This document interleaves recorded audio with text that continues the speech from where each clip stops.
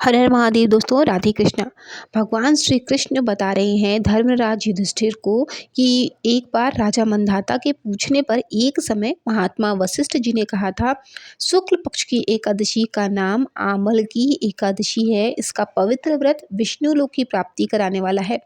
राजा मंधाता ने पूछा कि यह आमल की उत्पत्ति कब हुई, मुझे बताइए। तब वशिष्ठ जी ने कहा, महाभाग सुनो, पृथ्वी पर आमल की उत्पत्ति किस प्रकार हुई है यह बताता हूँ। यह एक महान वृक्ष है और सब पापों का नाश करने वाला है।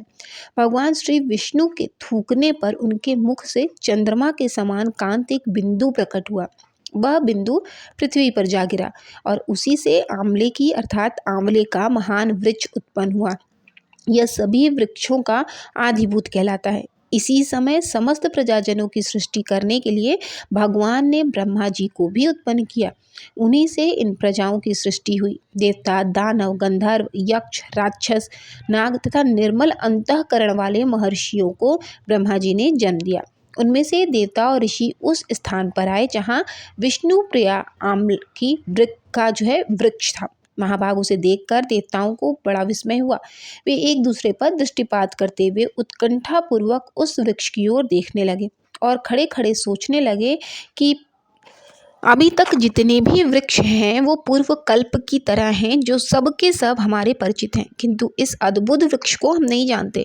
उन्हें इस प्रकार चिंता करते देखकर तभी आकाशवाणी हुई, महर्षियों, यह सर्वश्रेष्ठ आमलकी का वृक्ष है जो कि श्री विष्णु को प्रिय है। इसके स्मरण मात्र से गोदान का फल मिलता है। स्पर्श करने से इससे 2 गुना और फल भक्षण करने से 3 गुना पुण्य प्राप्त होता है। इसलिए सदा प्रयत्न पूर्वक आमल की का सेवन करना चाहिए। यह सब पापों को हरने वाला वैष्णव वृक्ष बताया गया है।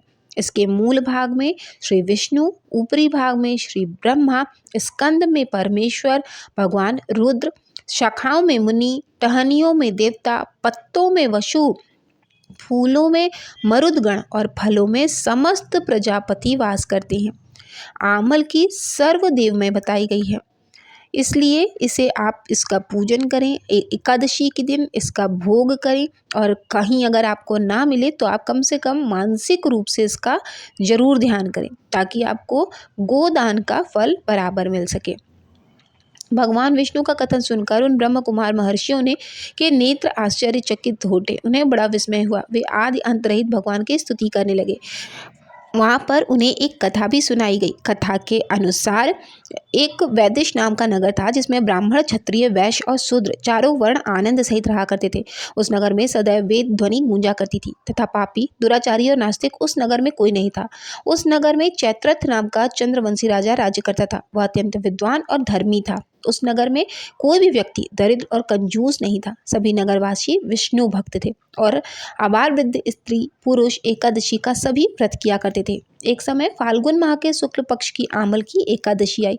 उस दिन राजा और प्रजा सभी ने हर्षपूर्वक व्रत किया। राजा अपनी प्रजा के साथ मंदिर में जाकर पूर्ण कुंभ स्थापित करके धूप, दीप, नैवेद्य, पंचरत्न आदि से उन सब सम्मिलित पूजा के सामान के साथ आंवले का वहाँ पूजन करने लगे और इस प्रकार स्तुति करने लगे, हे धात्री, आप ब्रह्म स्वरूप हो, आप ब्रह्मा जी द्वारा उत्पन्न हुए हो और समस्त पापों का नाश करने वाले हो। आपको नमस्कार है।